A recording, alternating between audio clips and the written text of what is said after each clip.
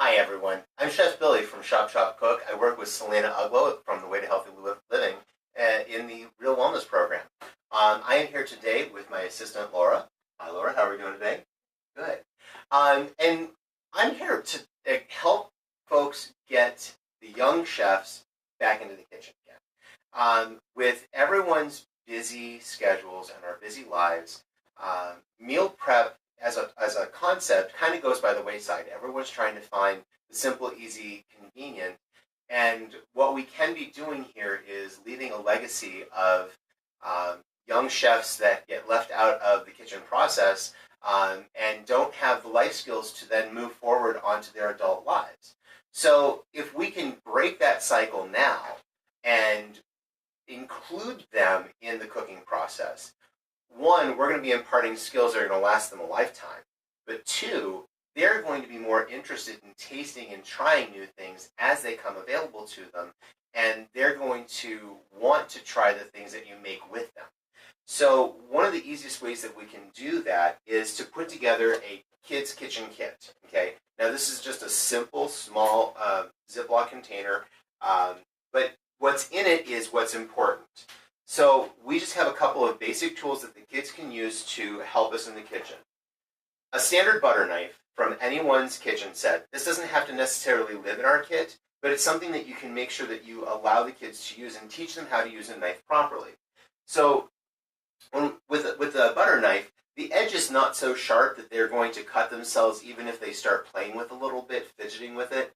But it is going to be sharp enough that some of the fruits, especially fruits, but even some of the vegetables, one of our young chefs can actually start to do some prep work, get their hands on the food, and you know what? You don't necessarily have to use the ingredients that they cut up, but they're going to have a sense of accomplishment, and they're going to feel like they're participating in the process, and that's what's key.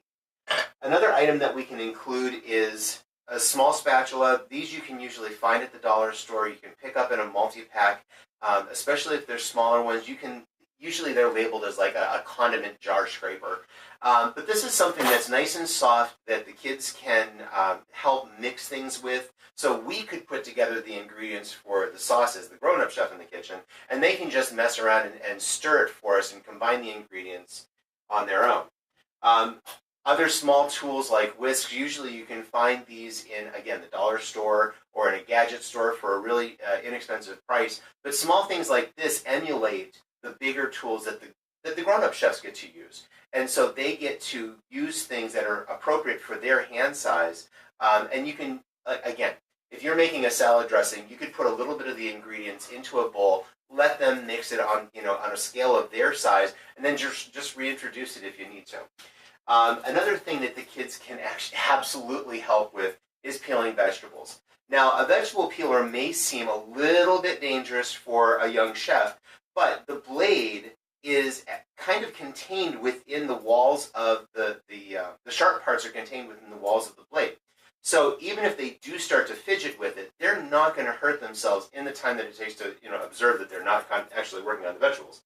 But something like this, if we show the kids how to use them properly, if we teach the young chefs the rules of the kitchen from the get-go, they're going to be working safely besides us and not have those urges to fidget because, believe it or not, kids actually respond very well to having structure.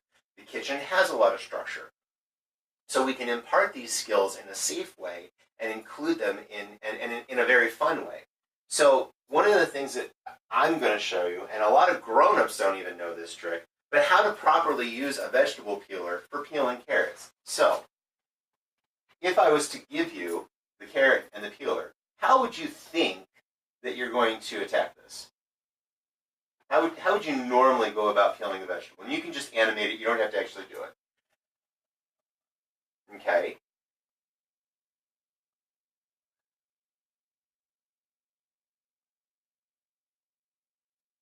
So what she's demonstrating, she actually stroked down the carrot and came up and came back up to the top. That's what you were thinking, right? That's where you're going? Show you something else. See, most of these peelers have edges on both sides of the inside of the bar. So if we show the young chef how to bring it upwards and downwards, they can go at their own pace. It doesn't have to be fast. This is not Granny sitting out on the porch with a potato peeler and just going to town and throwing things everywhere. This can be done in a very careful and controlled way. But if we show this to our young chefs as the way to handle this, they're not going to try and explore and find these other messy ways to do it. The other thing too, I'm going to give you a chance to do the other end. When you do one end, so you saw how I held the carrot, and as I was peeling, you turn the carrot around. If you have a smaller chef and they have to lay it down, they can still do the same thing and roll it as they're moving along. Once you do one side, then you flip the carrot around and do the other end. And you can do that here. And go ahead and go all the way down to the bottom. Yep, you're doing the bottom end. There you go. And rotate, very good. Now if you notice too, putting the paper towel down was not an accident. One, it helps add a little bit of traction to the carrot, but then when we get done peeling, all the vegetable peels are right here on the paper towel. We gather it up, it goes in the compost. Easy peasy, cleanup is done. So we don't have to worry about the little chefs helping us by making bigger messes, okay? Nice job, very good. Okay, so we're gonna set the vegetable peeler aside. We're gonna send this out to the compost bin, okay?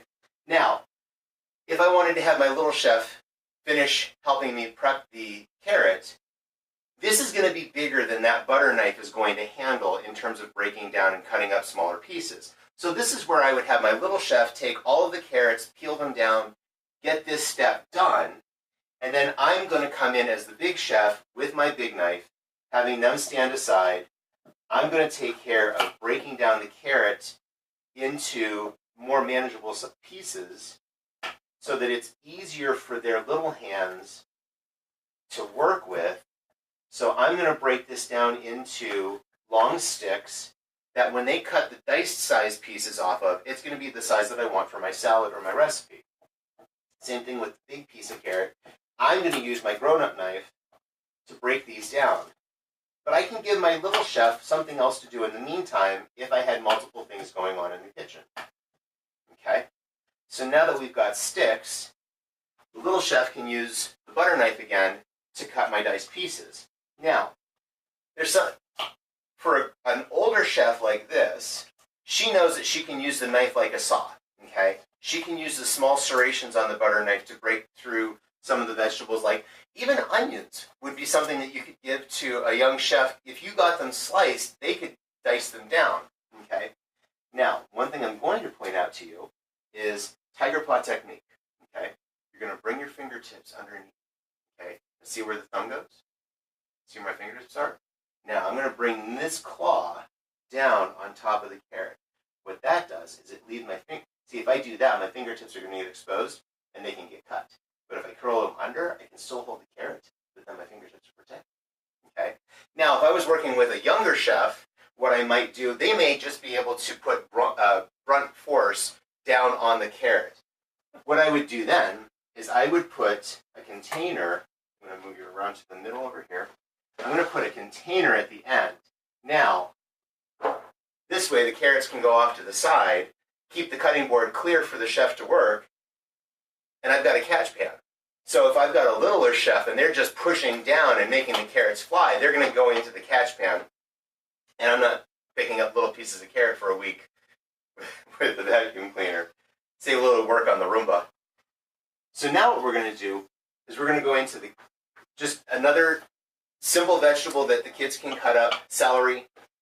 And this is something that we can now add a little bit more instruction to, okay? So once we finish up with the carrot, it's a little bit harder, yeah. But now when we get to those bigger ends where it might be a little bit awkward, the little chef can hand those back to us and we can just finish them up. Or they can munch on them, easy peasy.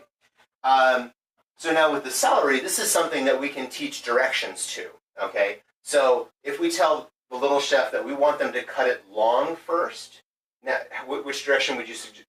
Yeah, exactly. And this is where we can start teaching some of the little chefs long ways versus cross ways. We can give them directional instructions. Very good. How about if I wanted 4 pieces long ways? Very good. So having that interaction, it builds a relationship between the young chef and the grown-up chef in the kitchen, and you start to work as a team then. Very good. So coming up at the end of July, the last week of July, Real Wellness has a week of teaching at Chautauqua Institution.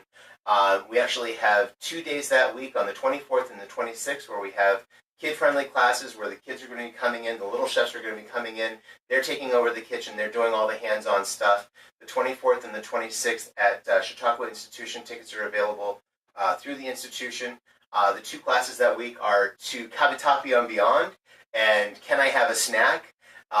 Some great ways to get fresh foods into the kids with their participation and their buy-in. So thank you very much to my chef assistant, Laura. Thank you again for a wonderful experience. And Chef Billy, just a quick question from you. I know that you have a lot of experience with kids' classes, and I would like to know what is the enthusiasm level to get into the kitchen with mom and dad and eat the healthier foods after they've experienced your class? The class itself kind of breaks the ice. When we're actually teaching a class, these are my little chefs, and the grown-ups that come with them are the chef's assistants. We kind of reverse the roles. By doing that and putting the little chef in the driver's seat, they're in control. They're making some of the decisions.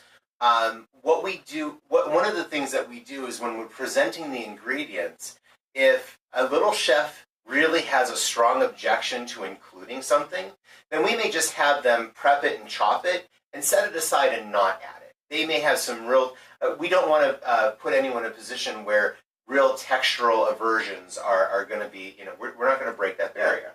But at the same time, they're voicing their concern and they're expressing their choices. So we're respecting that. And by respecting that, we can then almost use that as a trade to then say, okay, well then will you try this afterwards without it? And when you can get that kind of dialogue going with the little chef, you get their buy-in. They're fully participating, Speaking of buy-in, Laura, let me ask you a question.